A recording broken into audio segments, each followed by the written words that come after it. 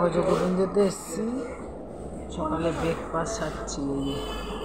পাঁচটা লুচি সবজি 2 প্লেট নিয়েছি দুজনে।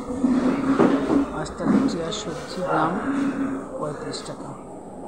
খেতে কেমন দেখি।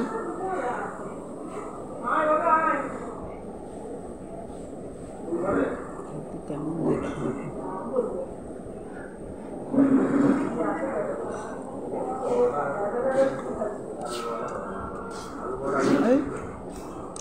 মোটামুটি ভজগোবিন্দের সবজিগুলো সব একরকম, একই রকম মশলা ব্যবহার করে, মনে হয় সব একরকম সবজিগুলোর স্বাদ।